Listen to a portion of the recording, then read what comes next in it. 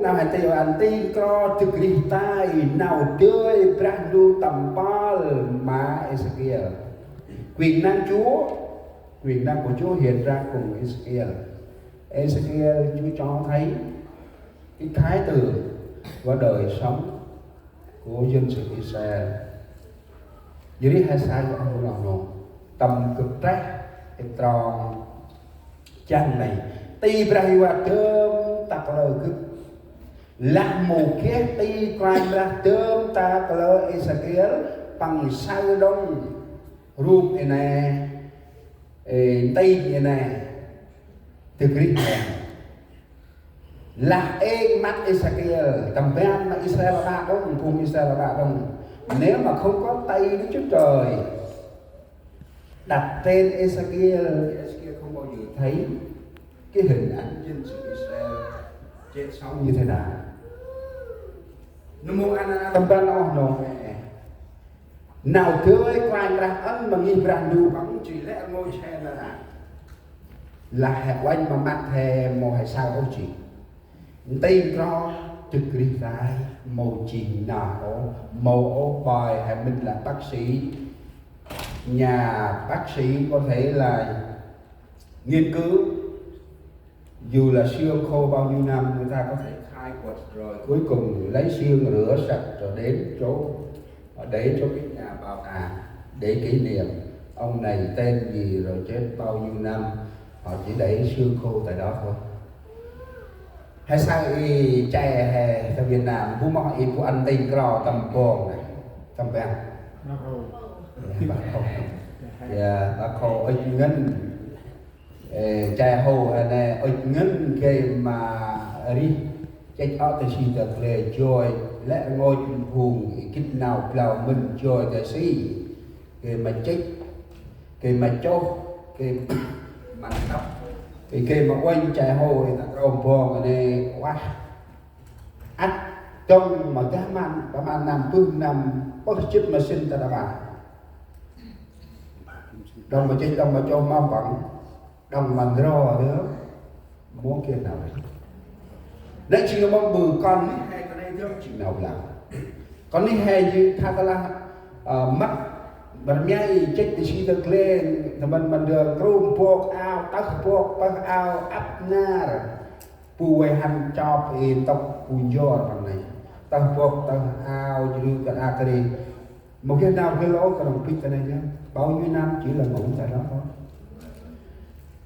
Jadi tầm nào đi chi tu bù là một cái quan ra ăn Ezekiel bằng một cái đông bom nào kia tất mà bọn là Israel anh không có lát mà nghĩ ra bù này là bao nhiêu tín đồ chúng ta trong hội thánh này Chúa biết mỗi người chúng ta đức tin chúng ta sống hay là chết. Chúng ta có thể là ở đây chúng ta có thể thấy nhau, chúng ta thì có thể là thấy sống được. Cái hè thì tầm mắc ôi áo hay là kia pun là hè sang hè tầm mắc ôi áo hè kia nào đi và quan ra sai áp nam hè ra nào cho hè làm một cái quan ra ân tâm hè thơm tâm hè một nào cướp mắm nào cho cướp nào là mổ nào cho cướp chức mà là mổ nào cho cướp chỉ là minh rồi tâm nào hè luôn bữa sau là mổ. Nếu trong chúng ta có cảm giác dần dần có cảm giác đến nhà thờ một cách vui vẻ, nếu không đi nhà thờ giống như tấm lòng chúng ta nó cảm thấy nó buồn lúc nào muốn đi nhà thờ thì đó là điều chúng ta hy vọng sống. Là hè tầm nguy hâm hè tầm người xin hè ngót nhận thì cha mới sâu nhiều ra sâu hay làm cái đừng thì cha mới hành nhiều ra thì cha mới tạo hành tạo buồn của sò hà nào thì ấy cụ ta cháy gần của sò đầu lối thì biết tư xa tư can là can tư làm mong màu của sò chính là pet màu do lại ai đây tầm tương nè chỉ đại là ngạc và mà một bị thó cho lại ai đây thì tìm được làm tới ông chị kia không được. Vậy can thậm chí đời sống mình có thể là ở đến nhà thờ sáng nay nhưng mà trong lòng trống rỗng. Khá ta hắn như là đủ và thậm chí là mình thôi chết nòi một cái chuyện này đó ngay chuyện đầu đi gì tin rõ dù chúng ta sống ăn no ngủ yên nhưng đời sống chúng ta vẫn là xương khô. Một anh ra ông đầu một con quay ra tiêm tâm ti bằng tầm Ezekiel điều mố ra ông đầu chân quay ra tiêm ti ra bằng tầm áp nam hay cái mà kít na bu hay chiên ma mẹ đi cũng ngào ra sai chỉ chiên rồi anh ra là nhà ông hè là bùa cúc là gu là lim bao bùa cúc là về cúc là gu là phụ nữ và ní hè một cái huy ibu lang bahaya wa witness hay một cái huy ví dụ hay còn đi mỗi kiểu huy cái trong một bà mong nào đang người trên tu sinh nào tầm pra huy cướp tầm này không mặc quài ra mà lẹ người nào đã tình chơi đó nào quài bây giờ qua bên này là hay một cái huy đi mong anh là anh hay minh mong hành trình là ô hay dùng buồn chiên cúc thương hành như là hành đông và một bạn nào sang đây nào mất bây giờ còn phải thầu đúng không? Đó là cái điều đời sống của bên chúng ta hôm nay giống như cái xương khô mong chỉ đại có xương khô của chị Mỹ tin rõ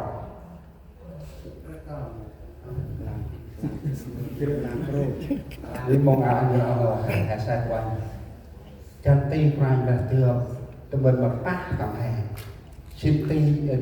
tay Chúa chạm đến mỗi tâm lòng để chúng ta nhận biết sáng ngày cái tim con như thế nào. Vì quanh rằng dưng leo đâu có là một cái tim quanh đó mà bấm camera hay quay phim này là hè một bấm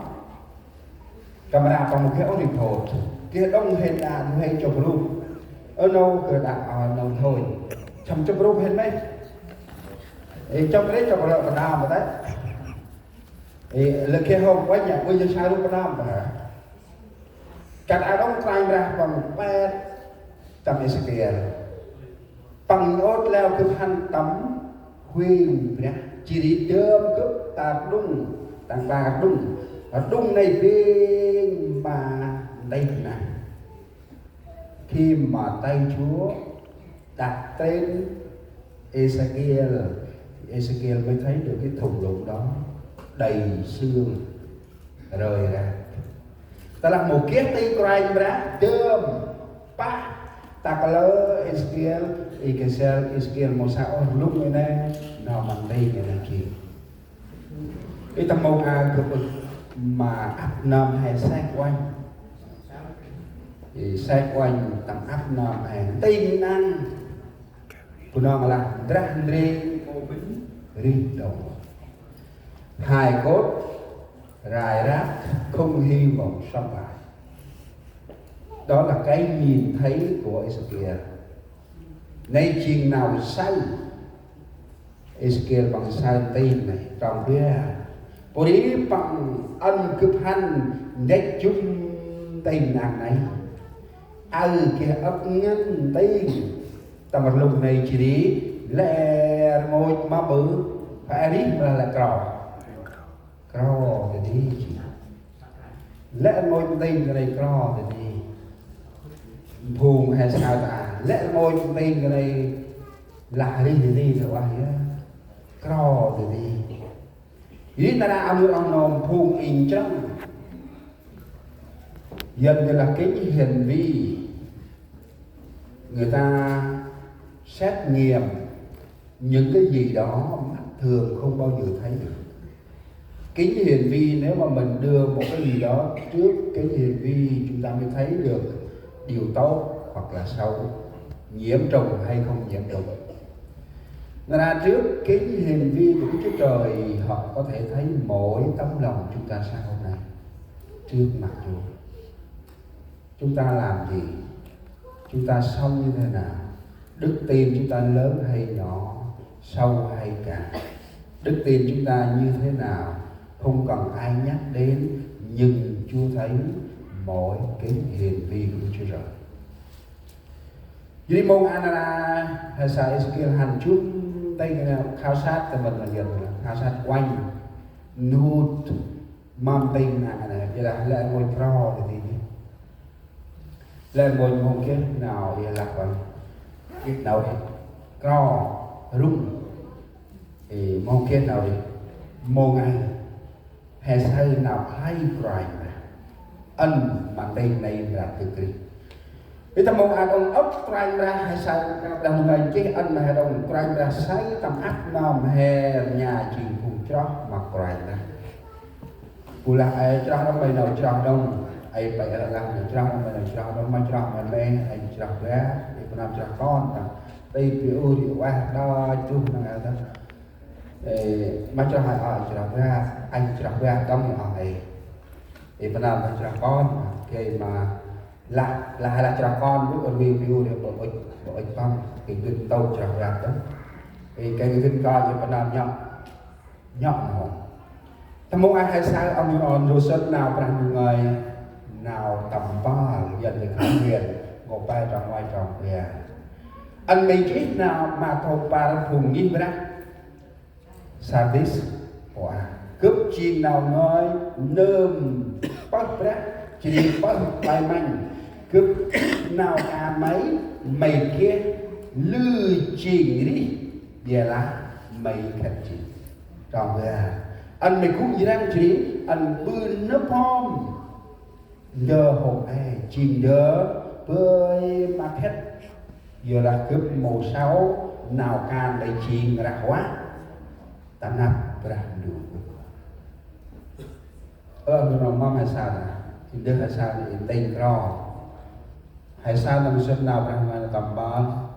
quay ra hay sao hay chuyện phụ cho mà quay ra